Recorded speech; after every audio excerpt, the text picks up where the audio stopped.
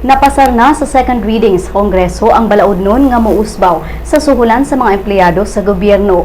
Moabot sa 45% ang gikatakdang increase sa suhulan ug mga benepisyo sa mga nagtrabaho sa gobyerno kung mapatuman ang Salary Standardization Law of 2016.